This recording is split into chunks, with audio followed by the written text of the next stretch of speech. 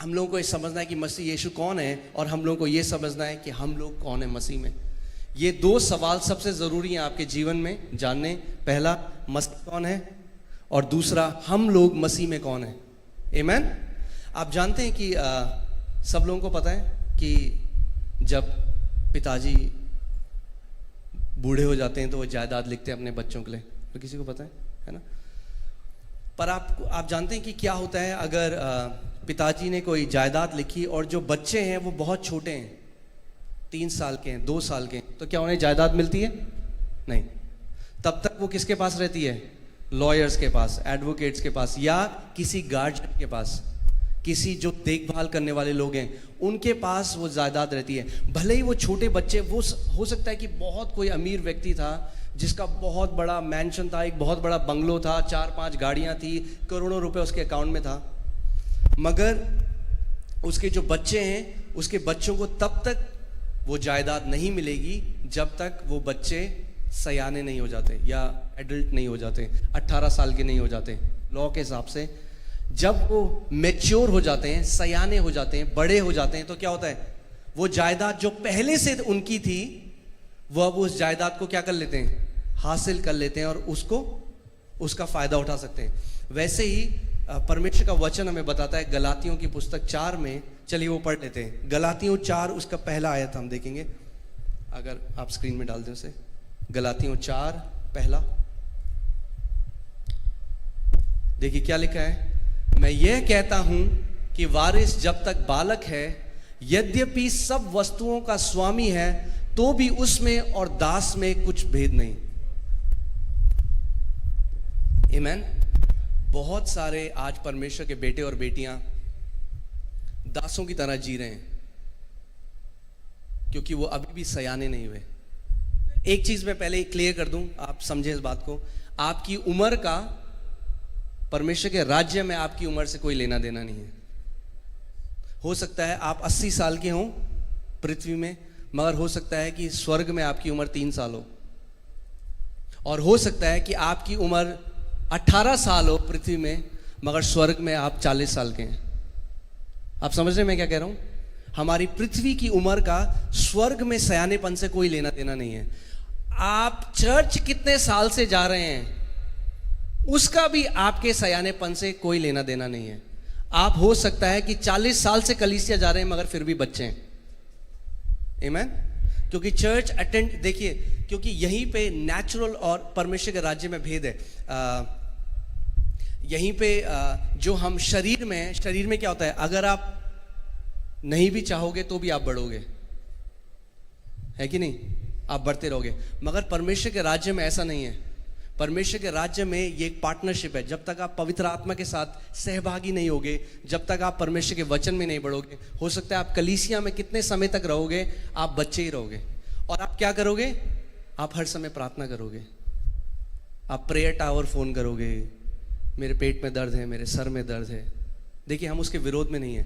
जब तक आप बच्चे हैं ये चलेगा, मगर समझिए कलीसिया हम क्यों आते हैं? कलीसिया हम प्रार्थना कराने के लिए नहीं आते हैं। सुन रहे हैं आप लोग? हम लोग कलीसिया प्रार्थना कराने के लिए नहीं आते हैं, हम लोग कलीसिया में मसीह में बढ़ने के लिए आते हैं। आमीन। और अपना अधिकार जानने के लिए आते हैं। पुराने नियम में और नए नियम में यही भेद है। पुराने नियम में क्या था? लोगों को एक मूसा चाहिए था। मूसा, हमें नहीं सुनना परमेश्वर से, भाई तुम सुन लो। आज भी कई लोग ऐसे करते हैं, है ना? कॉल करके, प्रभु क्या कह रहा है मेरी शादी के बारे में? प्रभु क्या कह रहा है मेरी जॉब के बारे में? मैं जॉब करूं या करूं? पास्टर जी जॉब करूं ना करूं? अरे वो प्रॉफिट जी जॉब करूं ना करूं? नहीं। परमेश्वर का वचन, मसीह यीशु ने यूहन्ना 10:27 में कहा, मेरी भेड़ें मेरी आवाज सुनती हैं। आमीन। और अगर आप मसीह यीशु की भेड़ हो तो आप स्वयं परमेश्वर की आवाज सुन सकते हो। कब तक आप एक दूसरे बंदे को ढूंढोगे जो आपके लिए परमेश्वर की आवाज सुन सकता है? आमीन। इसीलिए हम कलीसिया में क्यों आते हैं? कलीसिया में इसीलिए आते हैं कि हम मसीह में बढ़ सकें, मसीह की शिक्षा में बढ़ सकें, मसीह की शिक्षा हमारे अंदर जड़ पकड़ सके और हम क्या हो जाएं? सयाने हो जाएं। हम क्या हो जाएं? सयाने हो जाएं। आमीन। कि ताकि देखिए इस बात को समझिए, जो डिसाइपलशिप का गोल है, जो चेले बनाने का जो उद्देश्य है वो क्या है कि आप एक मैच्योर सन हो जाए, यानी आप एक सयाने बेटे बन जाएं, परिपक्व बन जाएं अपनी उम्र में, ताकि जो परमेश्वर के पुत्रों का जो अधिकार है उस अधिकार में आप चल सकें। आमीन। प्रभु यीशु मसीह ने क्या किया, देखिए इसीलिए हमें समझना बहुत जरूरी है कि प्रभु यीशु मसीह हमारा उदाहरण है। आमीन। प्रभु यीशु मसीह जब पैदा हुआ तो कैसा पैदा हुआ? पूरा परिपक्व होके 30 साल का नहीं, कैसे पैदा हुआ? छोटे बच्चे की तरह। और फिर उसने क्या किया? वो बढ़ने लगा। जब हम परमेश्वर के राज्य में पैदा होते हैं तो कैसे होते हैं? एक छोटे बच्चे की तरह। और परमेश्वर का वचन कहता है कि उसने क्या किया? वो बुद्धि, ज्ञान और परमेश्वर के डील डॉल में बढ़ने लग गया। क्या किया प्रभु यीशु मसीह ने? वो बुद्धि में, ज्ञान में और परमेश्वर के डील डॉल में बढ़ने लग गया। उसने क्या किया? उसने अपने आप को, जो अथॉरिटी थी, उसको सबमिट किया। और वैसे ही जब हम परमेश्वर के राज्य में आते हैं, हमें क्या करना है? हमें बुद्धि में, ज्ञान में और परमेश्वर के डील डॉल में बढ़ना है। आमीन। मगर फिर एक समय आया जब वो सयाना हो गया, और जब वो सयाना हुआ तो वो परमेश्वर के पुत्र के अधिकार में चलने लग गया। वो दुष्ट आत्माओं को निकालने लग गया, वो आंधियों को डांटने लग गया, वो मुर्दों को जिंदा करने लग गया। उसके वचन में वही शक्ति थी जो परमेश्वर की थी। आमीन। और प्रभु यीशु मसीह ने कहा, जो लोग मुझ पर विश्वास करते हैं वो क्या करेंगे? वो कॉल करेंगे? नहीं, क्या करेंगे? वो मुझसे भी बड़े बड़े कार्य करेंगे। आमीन। आप में से कितने लोग प्रभु यीशु में विश्वास करते हो? आमीन। यानी ये परमेश्वर की प्रतिज्ञा है हमारे लिए कि अगर हम प्रभु यीशु मसीह में विश्वास करते हैं तो केवल हम कहानी नहीं सुनेंगे कि प्रभु ने ऐसा किया, हम भी प्रभु यीशु मसीह जैसे कार्य करेंगे। और केवल ऐसे ही नहीं, प्रभु ने कहा मुझसे भी बड़े बड़े कार्य करेंगे। आमीन। सो इस बात को समझिए कि कलीसिया एक स्कूल की तरह है। क्या है कलीसिया? एक स्कूल की तरह, एक कॉलेज की तरह, जहां पे आप क्या करते हैं? आप सीखने के लिए आते हैं। और मैं बता रहा हूं, जब तक हमारा जो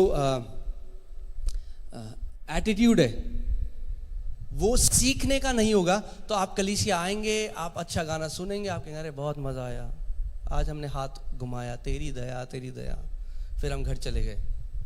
मगर इसके लिए हम कलीसिया में नहीं आते। हम क्यों आते हैं? क्यों आते हैं? सीखने के लिए और मसीह में परिपक्व बनने के लिए। क्योंकि हमने क्या सीखा गलातियों 4 में कि यदि जो उत्तराधिकारी है, जिसके लिए सारी जायदाद है, आप इस बात को समझिए, अगर आप मसीह यीशु में हैं तो परमेश्वर ने चंगाई आपके लिए रखी है, परमेश्वर ने छुटकारा आपके लिए रखा है, परमेश्वर ने समृद्धि आपके लिए रखी है, परमेश्वर ने अलौकिक स्वास्थ्य आपके लिए रखा है, परमेश्वर ने अपना फेवर, अपनी ब्लेसिंग्स आपके लिए रखा है। आमीन। मगर वो ऐसे ही नहीं होगा, आपको उसके लिए परिपक्व बनना पड़ेगा। आमीन। कि ताकि आप अपनी इनहेरिटेंस में चल सकें, आप उस जायदाद, उस वारिस जो आपके लिए परमेश्वर ने दे दिया है, उसको आप ग्रहण करना सीखें। आमीन।